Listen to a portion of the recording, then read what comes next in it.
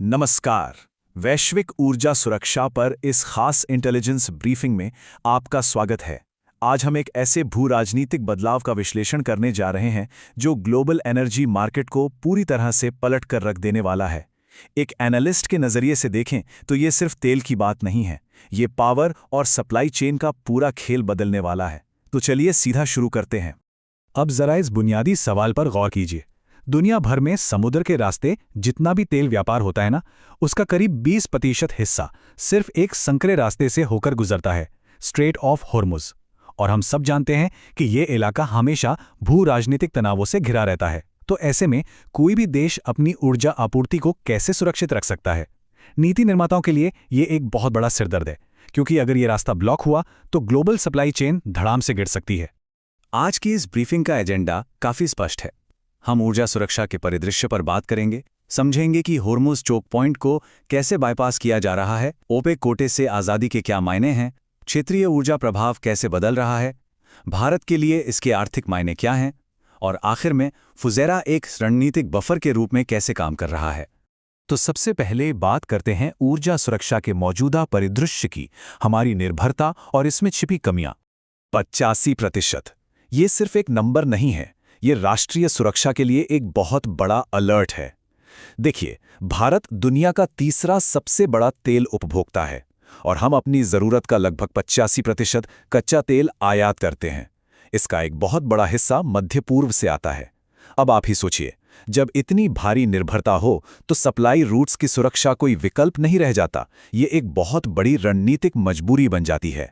समुद्र में हुई एक छोटी सी हलचल भी हमारी इकोनॉमी को ब्रेक लगा सकती है। यहीं पर एंट्री होती है हमारे दूसरे पॉइंट की, होर्मुज चोक पॉइंट्स को बाईपास करना, और इसमें यूएई का एडीसीओपी समाधान। जरा कल्पना कीजिए एक ऐसी पाइपलाइन की जो समंदर के सारे भू राजनीतिक खतरों को बाईपास कर दे। ये काम कैसे करता है? सबसे पहले अबू धाबी के हबशान तेल क्षेत्रों से कच्चा तेल निकाला जाता है। फिर ये तेल 48 इंच चौड़ी और करीब 380 से 406 किलोमीटर लंबी Abu Dhabi crude oil pipeline यानी एडीओसीओपी के जरिए पूरी तरह जमीन के रास्ते आगे बढ़ता है और आखिर में ये पहुंचता है फुजैरा बंदरगाह पर। यहां से इसे सीधे खुले अरब सागर में टैंकरों पर लोड कर दिया जाता है। मतलब हॉर्मुज के संकरे और खतरनाक रास्ते से गुजरने की कोई ज़रूरत ही नहीं। एक एनालिस्ट के तौर पर कहूं तो ये इंजीनियरिंग और कूटनीति का एकदम परफेक्ट कॉम्बिनेशन है। अगर हम दोनों रास्तों की तुलना करें तो तस्वीर बिल्कुल साफ हो जाती है। पारंपरिक हॉर्मुज मार्ग पर हमेशा भारी जहाज़ों की भीड़ होती है और वहां मिलिट्री ब्लॉकेड या टकराव का रिस्क हमेशा बना रहता है। दूसरी तरफ ये एडीसीओपी पाइपलाइन पूरी तरह से ज़मीनी और सुरक्षित है। ये हर दिन 1.5 से 1.8 मिलियन बैरल तेल ट्रांसपोर्ट कर सकती है। टैंकर सीधे खुले समुद्र में आते हैं, जिससे भारत जैसे देशों तक तेल बिना किसी अड़चन के बहुत तेजी से और बेहतरीन एफिशिएंसी के साथ पहुंच जाता है। चलिए अब तीसरे पहलू की ओर बढ़ते हैं, ओपेक उत्पादन कोटे से आज़ादी और उत्पादन में संप्रभुता। एक समय था जब यूएई ओपेक का सदस्य होने के नाते हर दिन केवल 3.4 मिलियन बैरल तेल ही निकाल सकता था। सऊदी अरब के नेतृत्व में इस कार्टेल ने ये लिमिट सेट की थी ताकि ग्लोबल मार्केट में तेल के दाम स्थिर रहें। लेकिन यूएई का इंफ्रास्ट्रक्चर और उसकी क्षमता इस लिमिट से कहीं ज़्यादा थी। ये जो कृत्रिम रोक लगाई गई थी ना, ये यूएई के आर्थिक विस्तार के लिए एक बहुत बड़ी रुकावट बन गई थी। ये आंकड़े खुद सारी कहानी बयां कर रहे हैं।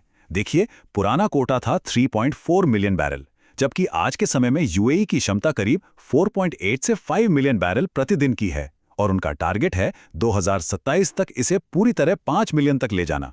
ओपेक के कोटे से बाहर निकलने का सीधा सा मतलब है कि यूएई अब अपनी फुल कैपेसिटी का इस्तेमाल करने के लिए आज़ाद है। इस रणनीतिक आज़ादी से ग्लोबल मार्केट में अचानक से बहुत सारा अतिरिक्त तेल आ सकता है। और यही हमें हमारे चौथे पॉइंट पर लाता है। ये आज़ादी क्षेत्रीय ऊर्जा प्रभाव को कैसे बदल रही है। आइए इसके नए आंकड़े देखते हैं। इस बदलाव का असर जमीन पर दिखना शुरू भी हो गया है। इसी साल अप्रैल का ही डेटा ले लीजिए। जब होर्मुज के आसपास टेंशन बढ़ी और सप्लाई पर असर पड़ा, तब भारत का यूएई से कच्चे तेल का आयात अचानक उछलकर 619,000 बैरल प्रतिदिन पहुंच गया। साथ ही ओमान से भी सप्लाई बढ़ी। ये नंबर्स इस बात का पक्का सबूत हैं कि होर्मुज को बाईपास करने वाली ये रणनीति वाकई काम कर रही है और सप्लाई में आने वाली किसी भी कमी को बखूबी पूरा कर रही है। अब आते हैं इसके पांचवें और सबसे अहम हिस्से पर, भारतीय आयात का अर्थशास्त्र और हमें मिलने वाला प्रतिस्पर्धात्मक लाभ। ओपेक कोटे के हटने से सबसे बड़ा गेम चेंजर ये हुआ है कि अब कोई प्राइस फ्लोर यानी न्यूनतम मूल्य सीमा नहीं है। इसका मतलब है कि यूएई अब अपने रेट खुद तय कर सकता है, जिससे भारतीय रिफाइनरियों को काफ़ी सस्ती और बेहतर डील मिल सकती है। इसके अलावा चूंकि अब जहाज़ों को हॉर्मूज के खतरे वाले इलाके से नहीं गुजरना पड़ता, तो उनका शिपिंग इंश्योरेंस और रिस्क प्रीमियम भी काफ़ी कम हो जाता है। संकट के समय में एक ऐसा स्वतंत्र और रिलायबल सप्लायर होना भारत के ऊर्जा विविधीकरण के लिए सच में एक मास्टर स्ट्रोक है। और आखिर में छठा पॉइंट, रणनीतिक बफर के रूप में फुजैरा और हमारी सप्लाई चेन की सुरक्षा। देखिए, रणनीतिक बफर का सीधा सा मतलब है एक ऐसा सुरक्षित इंफ्रास्ट्रक्चर जो आपकी सप्लाई चेन को आसपास की उथल-पुथल से बिल्कुल अलग रखे। फुजेरा को आप सिर्फ एक आम बंदरगाह मत समझिए। ये विशाल स्टोरेज टैंक और बंकरिंग सुविधाओं से लैस एक डीप वाटर हब है। सबसे बड़ी बात, ये खाड़ी की अस्थिरता से बाहर है।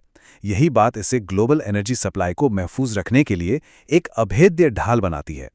इस स्टेटमेंट पर गौर कीजिए। फुजेरा की लोकेशन ही इसकी सबसे बड़ी पावर है। खाड़ी के बाहर होने की वजह से अंदर चाहे जो भी भू राजनीतिक ड्रामा चल रहा हो, फुजेरा उससे बचा रहता है।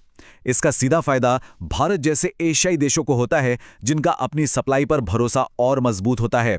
ये बफर हमें मिडल ईस्ट की बेवजह की अस्थिरताओं से पूरी तरह अछूता रखता है। तो अब हम उस मोड़ पर आ गए हैं जहां एक बड़ा सवाल खड़ा होता है। यूएई ने ओपेक से अपनी आज़ादी बढ़ाकर और हॉर्मुज को दरकिनार करके एक बहुत बड़ी रणनीतिक चाल चली है। लेकिन ऊर्जा शक्ति के इस बदलते बैलेंस पर सऊदी अरब या ईरान जैसी पारंपरिक ताकतें क्या करेंगी? क्या इससे मिडिल ईस्ट की राजनीति में कोई नया डोमिनो इफेक्ट शुरू होगा? खैर, ये तो वक्त ही बताएगा। लेकिन एक एनालिस्ट के तौर पर मैं कहूंगा कि इस पर हमारी नजरें बनी रहनी चाहिए। इस इंटेलिजेंस ब्रीफिंग में हमारे साथ जुड़ने के लिए बहुत बहुत धन्यवाद।